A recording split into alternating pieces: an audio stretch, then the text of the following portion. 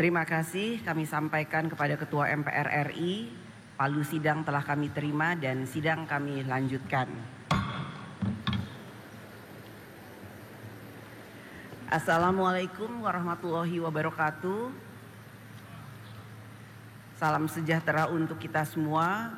Om Swastiastu, Namo Buddhaya, salam kebajikan. Yang kami hormati Presiden Republik Indonesia, Bapak Insinyur Haji Joko Widodo, beserta Ibu Iriana Joko Widodo. Yang kami hormati Wakil Presiden Republik Indonesia, Bapak Profesor Dr. Kiai Haji Ma'ruf Amin, beserta Ibu Wuri Ma'ruf Amin. Yang kami hormati Wakil Presiden Republik Indonesia ke-6, Bapak Jenderal TNI Purnawirawan Tri Sutrisno. Yang kami hormati Wakil Presiden Republik Indonesia ke-10 dan ke-12, Bapak Dr. Andes Haji Muhammad Yusuf Kalla. Yang kami hormati Ibu Soraya, istri dari Bapak almarhum Hamzahas. Yang kami hormati Ketua Majelis Permusyawaratan Rakyat Republik Indonesia, Bapak Dr. Haji Bambang Susatyo. Yang kami hormati Ketua Dewan Perwakilan Daerah Republik Indonesia, Bapak Insinyur Haji A.A. Lanyala Mahmud Mataliti. Yang kami hormati Ketua Badan Pemeriksa Keuangan Republik Indonesia, Ibu Dr. Insinyur Ismayatun. Yang kami hormati Ketua Mahkamah Agung Republik Indonesia, Bapak Profesor Dr. Haji Muhammad Syarifuddin SH. Yang kami hormati Ketua Mahkamah Konstitusi Republik Indonesia, Bapak Dr. Suhartoyo. Yang kami hormati Ketua Komisi Yudisial Republik Indonesia, Bapak Profesor Amzulian Rifai. Yang kami hormati para Wakil Ketua Majelis Permusyawaratan Rakyat Indonesia, para Wakil Ketua Dewan Perwakilan Rakyat Indonesia dan Dewan Perwakilan Daerah Republik Indonesia, para pimpinan lembaga negara. Dan yang kami hormati PLT Ketua Umum Partai Golongan Karya, Dr. Bapak Agus Gumiwang Kartasasmita. Yang kami hormati Ketua Umum Partai Gerindra, Bapak Jenderal TNI Purnawirawan Haji Prabowo Subianto.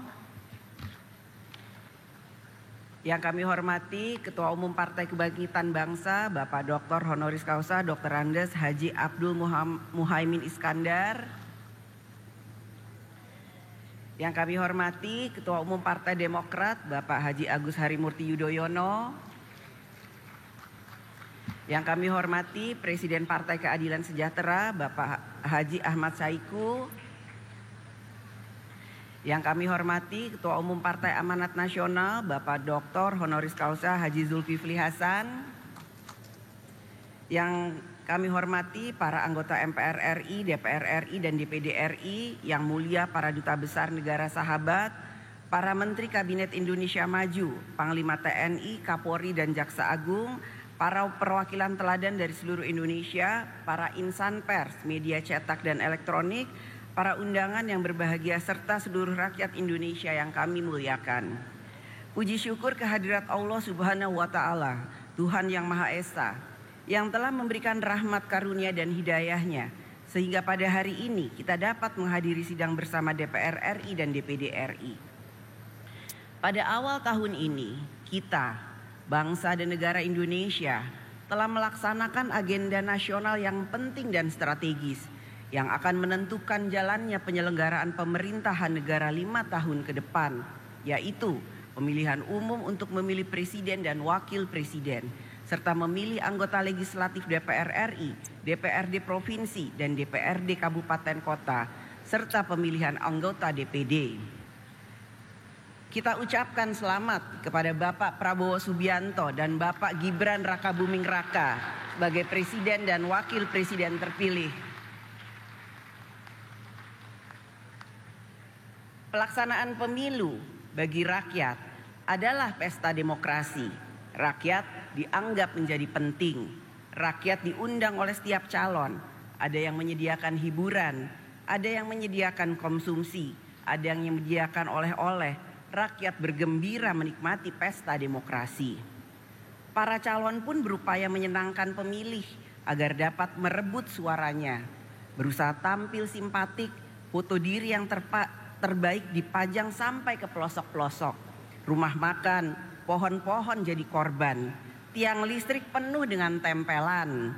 Semua cara dilakukan untuk mendapatkan suara rakyat. Bagi yang berhasil dalam pemilu, semua hal menjadi indah untuk dikenang. Sementara bagi yang belum berhasil, merasa serba sulit. Sulit makan, sulit tidur, bahkan ada yang sulit untuk bangkit kembali.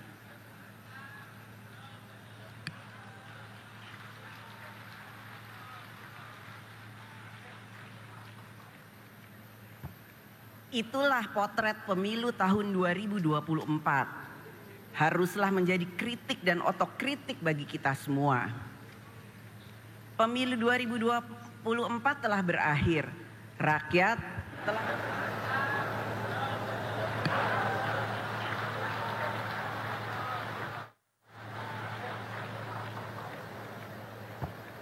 Itulah potret pemilu tahun 2024.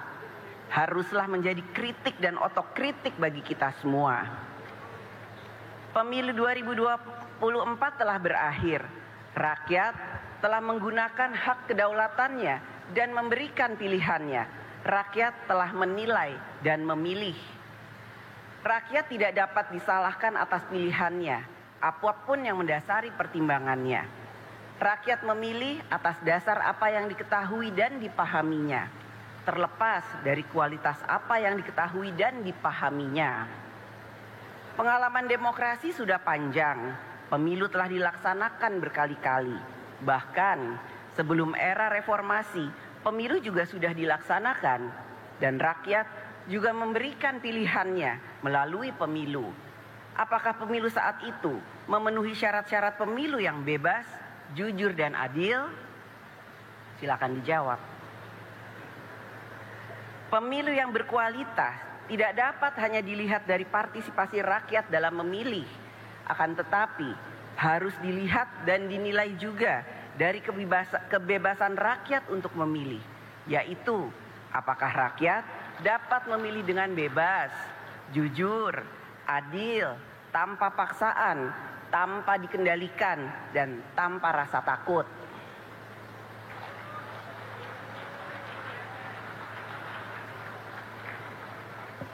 Kita semua memiliki tanggung jawab bersama untuk menjaga dan menciptakan demokrasi yang berkualitas, semakin maju, beradab, dan mencerdaskan kehidupan bangsa. Menang kalah selalu ada dalam pemilu, karenanya kita dituntut untuk memiliki etika politik, siap kalah dan siap menang. Siap bertanding dan siap juga untuk bersanding.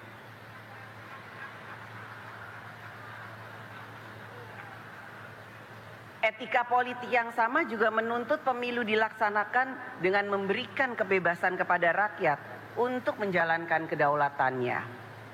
Dalam pemilu, seharusnya rakyatlah yang jadi pemenang, sehingga berlagu adagium, suara rakyat adalah suara Tuhan, Vox Populi, Vox Dei. Hadirin sidang yang terhormat dan yang dimuliakan, dalam berdemokrasi, rakyat tidak pernah berkuasa. Rakyat hanya menentukan siapa yang akan berkuasa. Hakikat demokrasi adalah memberi jalan agar kekuasaan mendapatkan legitimasinya, sehingga kekuasaan dapat digunakan untuk mengatur bangsa dan negara bagi memberikan rakyatnya hidup sejahtera dalam harkat dan martabatnya. Akan tetapi, demokrasi dapat bersamaan kedudukannya di dalam hukum. Konstitusi kita telah mengatur bagaimana kedaulatan rakyat harus dijalankan secara kolektif dengan prinsip check and balances pada cabang-cabang kekuasaan negara eksekutif, legislatif, dan yudikatif. Bahwa Indonesia adalah negara hukum, segala warga negara bersamaan kedudukannya di dalam hukum. Konstitusi kita telah mengatur bagaimana kedaulatan rakyat harus dijalankan secara kolektif dengan prinsip check and balances pada cabang-cabang kekuasaan negara eksekutif, legislatif, dan yudikatif. Keseimbangan kekuasaan antar cabang-cabang kekuasaan negara eksekutif, legislatif, dan yudikatif dapat berjalan dengan baik apabila politik berbangsa dan bernegara berlangsung secara demokratis, yaitu demokrasi kerakyatan yang dipimpin oleh hikmat kebijaksanaan dalam permusyawaratan perwakilan. Hikmat kebijaksanaan adalah suatu kesadaran akan pentingnya nilai-nilai dalam berbangsa dan bernegara, sehingga politik berbangsa dan bernegara dijalankan dengan menjunjung nilai-nilai yang beradab, bermartabat, beretika, sehingga perjuangan politik memiliki makna membangun peradaban. Suatu prinsip yang dikatakan Soekarno dalam pidato 1 Juni 1945, yaitu bahwa demokrasi kita adalah permusyawaratan yang memberi hidup, yang mampu mendatangkan kesejahteraan sosial bagi seluruh rakyat Indonesia. Negara Indonesia bukan satu negara untuk satu orang, bukan satu negara untuk satu golongan, akan tetapi kita mendirikan negara semua buat semua, satu buat semua, semua buat satu. All for one, one for all. Seorang negarawan akan memikirkan masa depan negara yang harus lebih baik, sedangkan politisi akan memikirkan masa depan hasil pemilu yang harus lebih baik. Visi tanpa kekuasaan menjadi sia-sia, kekuasaan tanpa visi menjadi sewenang-wenang.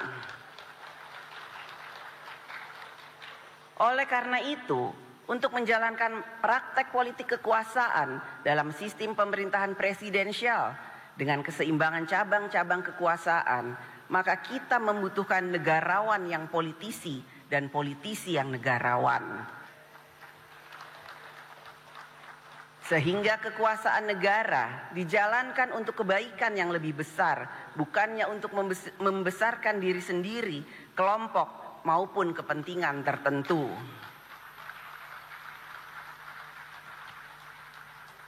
Demokrasi juga memberikan ruang kepada rakyat ikut melakukan fungsi kontrol sosial, baik melalui media massa, media elektronik, media sosial, kerja-kerja LSM, pemikiran-pemikiran akademisi, kerja-kerja ormas dan lain sebagainya, yang bertujuan agar kekuasaan yang berasal dari rakyat digunakan sungguh-sungguh untuk kepentingan rakyat. Mewujudkan demokrasi yang sejati bukanlah jalan yang mudah, karena itu jalan yang sulit dilalui. Bukan saja kita terhenti sejenak, tetapi kita tidak boleh mundur karena tujuan kita mulia, tujuan sejak negara ini didirikan, yaitu Indonesia untuk semua yang merdeka, bersatu, berdaulat, adil dan makmur. Hadirin sidang yang terhormat dan yang dimuliakan, dalam praktek berdemokrasi di Indonesia saat ini berkembang juga demokrasi deliberatif, yaitu demokrasi wacana atau demokrasi berwacana. Media sosial menjadi salah satu kekuatan utama dalam demokrasi wacana, membangun opini dan persepsi. Melalui media sosial dapat diciptakan berbagai persepsi. Persepsi mengangkat citra seseorang, persepsi yang merendahkan seseorang, bahkan orang yang baik dapat dipersepsikan menjadi orang yang jahat. Begitu juga sebaliknya, orang yang jahat dipersepsikan menjadi orang yang baik. Orang yang salah menjadi orang yang benar, orang yang benar menjadi orang yang salah.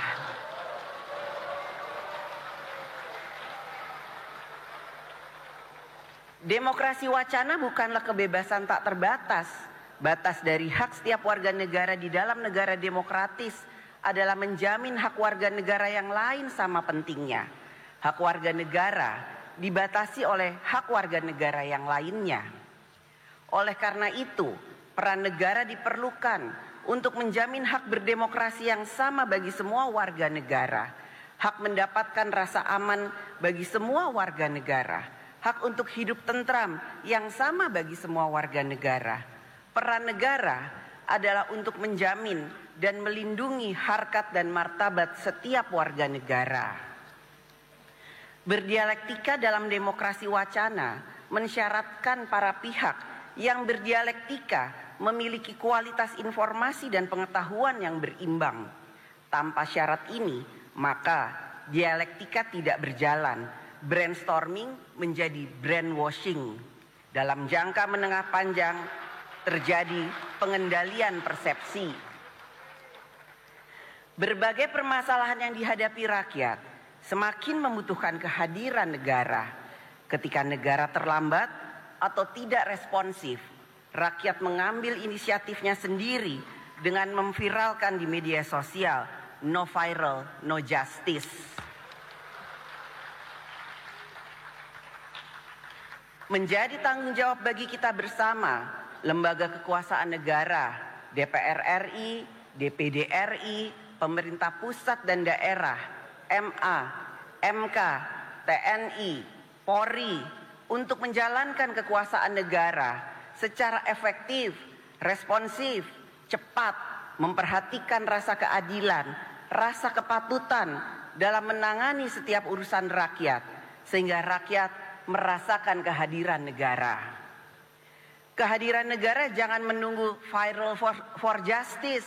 Kehadiran negara adalah hadirnya keadilan dan kesejahteraan bagi rakyat.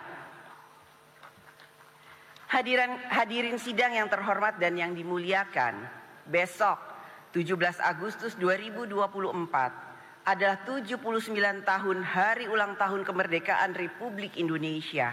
79 tahun kita menjadi Indonesia. Menjadi Indonesia berarti kita bertekad dan bekerja untuk memiliki suatu bangsa dan negara yang berkarakter Indonesia.